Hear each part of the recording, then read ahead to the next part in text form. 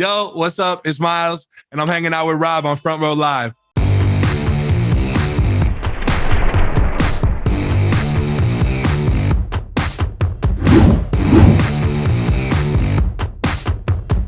All right, Miles, what's up, dude? I am super excited about you and your music. I just recently got introduced to you, and I'm a pop punk kid at heart. So what you're creating is like speaks to my heart and soul. And this debut EP is such a masterpiece. So congratulations with that, man. Thank you so much. Thank you for having me. I'm fantastic, man. I mean, as you said, I just got off the tail end of releasing this EP. So, and it's been out for like a week and a half. So it's life is good. Yeah, it's amazing. And I love every single track on this. Never Have I Ever EP. For those that haven't listened to it or haven't checked you out yet, definitely please go do so. Head over to the Spotify. But yeah, these 5 tracks are all incredible. I love the collaborations that you have in there, especially Lolo. Lolo is an artist that I've been following and interviewed like early on in her career. And like she is starting to get the attention that she deserves. And like the fact that you guys collaborated together and created such an incredible song like Internet, I like my jaw just dropped and it's still down there.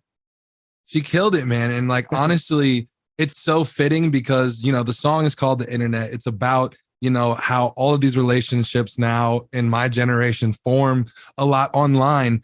And she, we put this open verse up on TikTok. She smashed it. And we were like, yo, let's just like make this a part of the song. And it just came together so effortlessly. So yeah, that was really cool.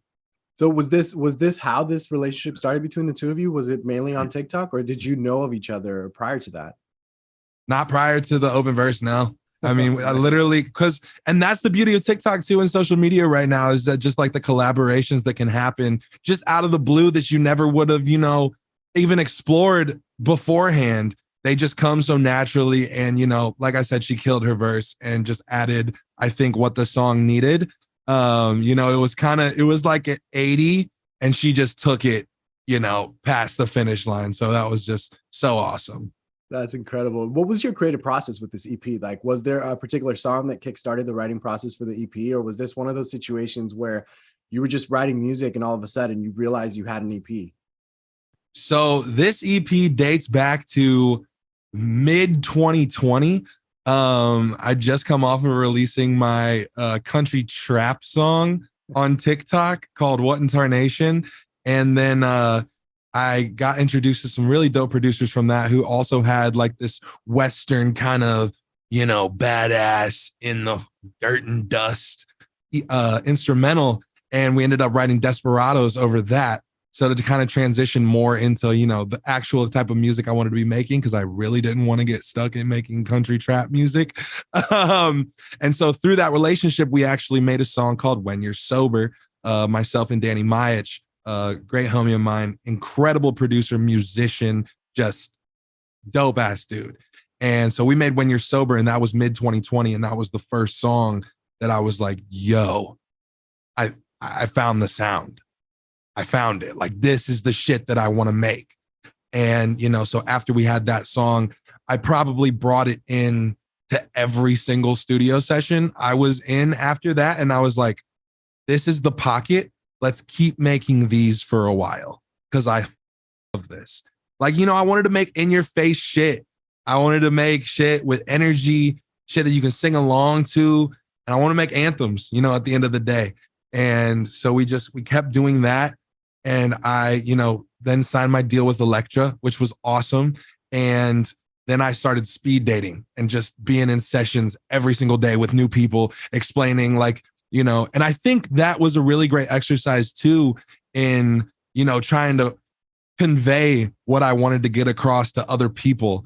And, we just kept doing that and making these songs. And then fast forward to a year later and we're like, I think we have an EP here. On top of that, you got to work with people like Nick Bailey and Ryan Ogren, who are a pretty big deal in this scene.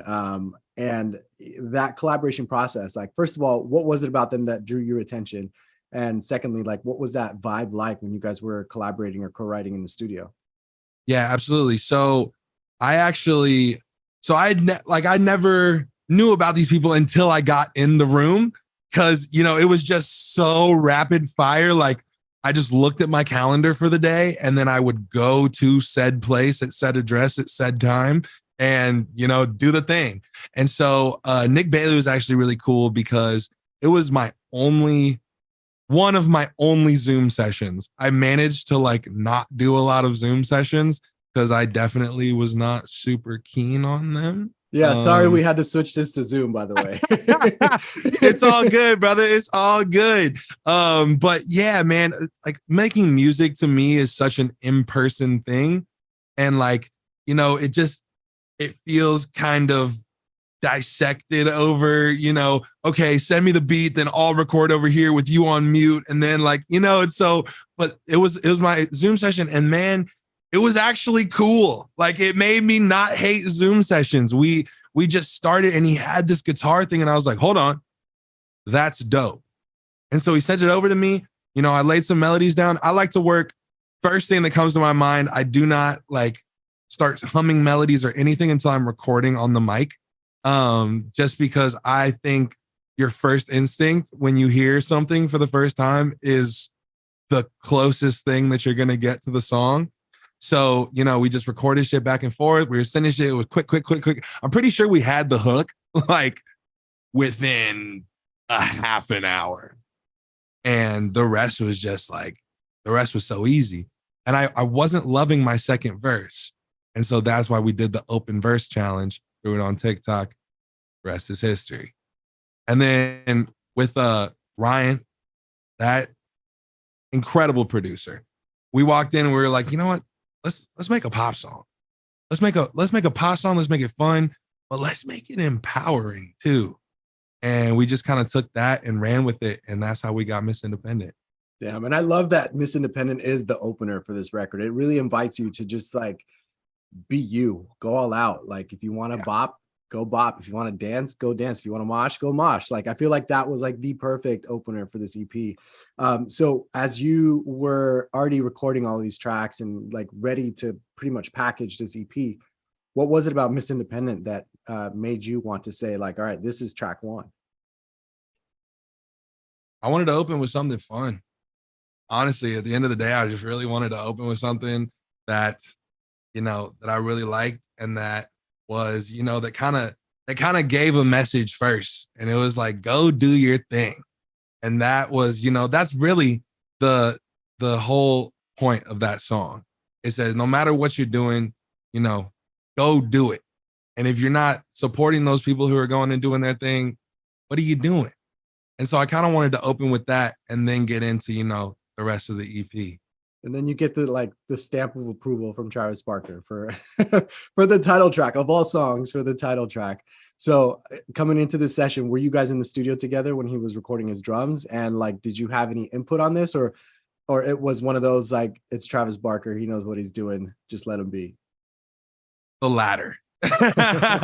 It was dope, man. Just because, we were sitting in the room with my A&R, my managers, and we were listening to all the tracks on the EP all the way through.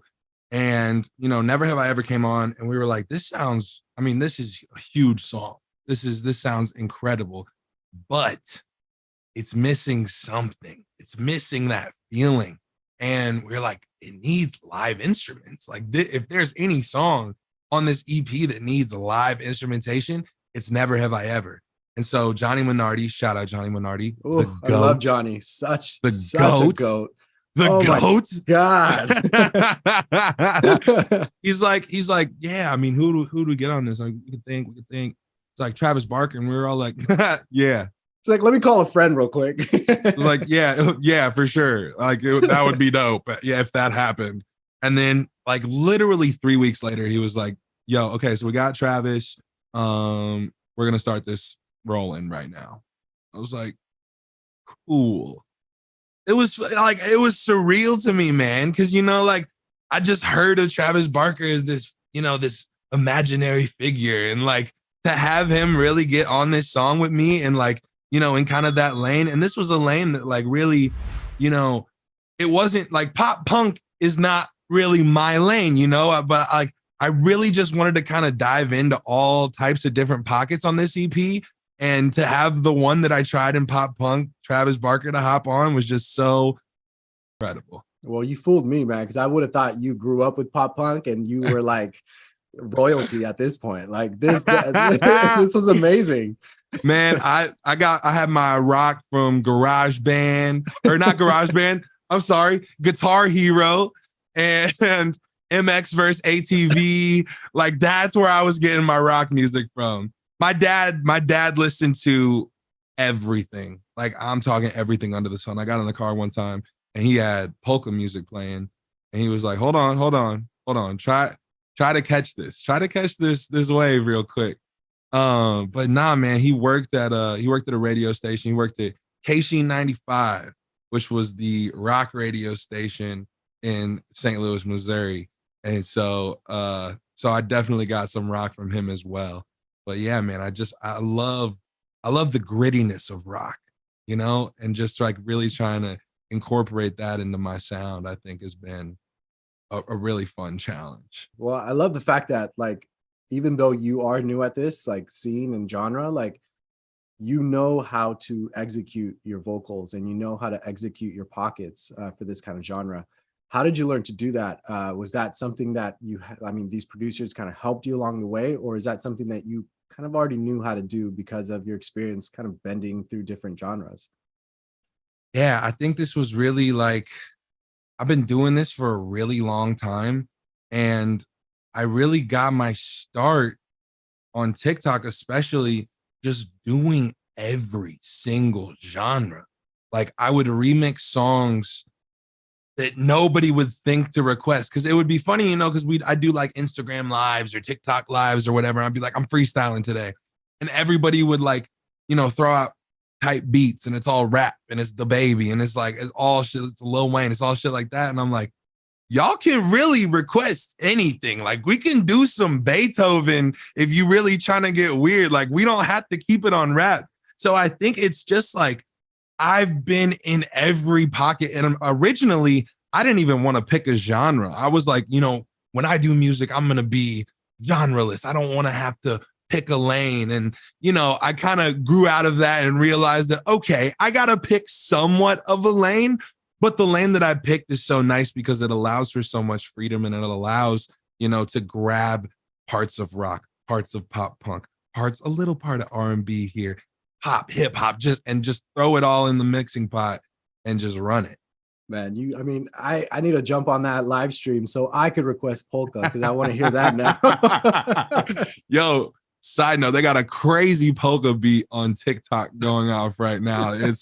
I might have to run that just for the one time for the pops. Definitely do. That should be like a next, like a single, like an off. What do you call it? Like a one off? Yeah, that's the SoundCloud drop. Yeah. Yo, shout out SoundCloud for real though. Man. That's where it all started. Yeah.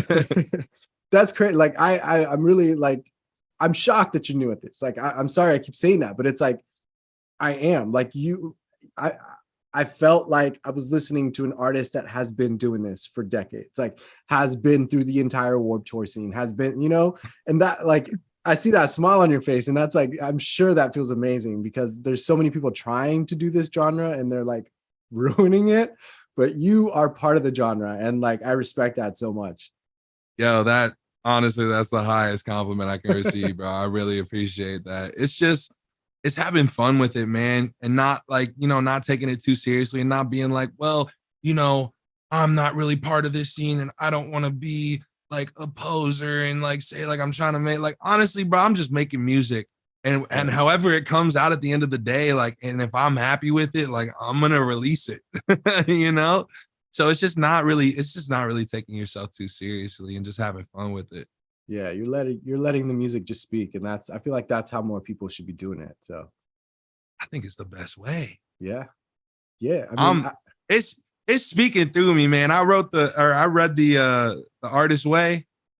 That shit, or The War of Art. Yeah. The War of Art. Yeah. Yeah. That's a good one. Talking about the muse, talking about how it's coming through you and you just a vessel. I feel that, man, especially like chills, when you're in that, like goosebumps. Come on, man. Like, especially when you get in that flow state and like this shit is just coming out. You don't even know what's going on.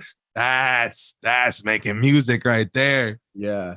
Yeah, and I honestly, man, I feel on so many of these songs, that's what happened. Like we Yeah. really just got into the pocket and made some really cool shit. Well, I love that. And the fact that you also said like you don't like to hum in advance, like you want to just be there and like experience the moment during the process. I've done interviews for years and interviewed so many different artists, but this is the first time anyone has ever said that. Usually people Really? are, yeah, people are usually like hummers or scatters. Like I've never heard anyone, unless you're a rapper and you freestyle, that's a different thing. But like I've never heard anyone say it the way that you did, where it's like, I just want it to feel authentic when I first do it. Like that's dope. Yeah, it's funny because like sometimes I'll just like leave the room. Like if we find like this good little element sample that we like, or they played some things on the guitar, on the keys, we're like, yo, that's the chord progression. I'll leave the room until they're ready for me to like lay things down on it. And then I like won't hear it again until I get in the booth and record. Man. Because I just think it's so cool to first impression that thing. And funny enough, you say rapper freestyle. That's how I started.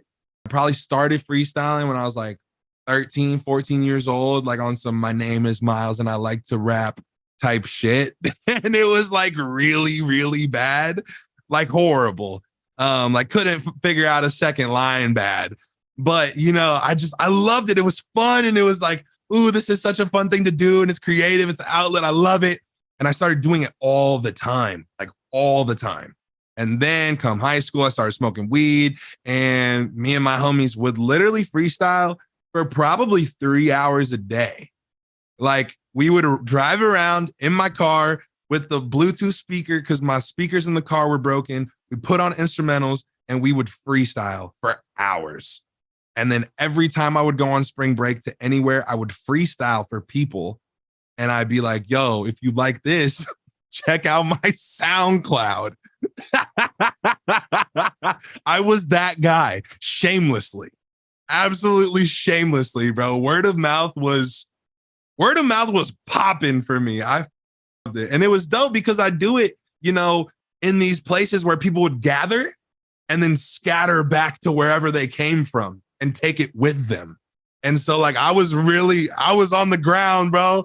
I was feet on the ground and shopping that shit around to everyone. And it was it did some cool shit for me, when I was in high school. So that was awesome. That's dope. I miss that DIY like type of feel, especially when like selling shows and like going to promote and physically selling your tickets. Now it's like, here's the link. Like there's no real involvement between you and the fans, unless you obviously go on a live stream like you do, or like something on social media. But yeah, like I miss that way of kind of promoting or like hearing about artists or like going to a show to watch one artist, but there's always that artist outside promoting, and then now you're a fan of that artist. And I don't know, man, those For were good sure, man. times. I'm really excited to speaking of shows and other artists, I'm going on tour in Yes. October with Peachtree Rascals, which I am just so psyched about. This is my first tour. I've been dreaming about going on tour my whole entire life. Uh this is gonna be a moment for me. I'm very, very excited. I thrive on in-person interactions, and you cannot get the true energy of me through a screen. It just doesn't work the same way. So, I've had a couple shows. I have a show next Thursday, actually. Sheesh is throwing a show out here in LA, El Cid. I'm super excited about that one as Nice. well. But man, shows is my shit. I love performing. And just like, it's just being in a room with people and being able to Yes. see faces and like see how people are reacting to the songs and like just in real time. Like sometimes over the internet, and especially with where I like really, really got my start, it all feels imaginary to some extent. It's all over the interweb and through the wires and things. And so it's like, just to get back in person and in face, I'm very, very excited for this upcoming, few months. Yeah, well, I'm looking forward to those live shows because I want to experience this album or this EP live. So You definitely have looking to. forward to it. You must. Next time you and I get together, it will be in person. So I Come on. promise you on that. Bet. Awesome, man. Well, Miles, congratulations with this debut piece. Such a masterpiece. Never Have I Ever. You guys be sure to listen to it. Check it out on Spotify. Catch them on tour, kicking off in October. And Miles, thank you so much for hanging out. I'll catch you next time. Rob, thank you so much for having me, brother. I appreciate you.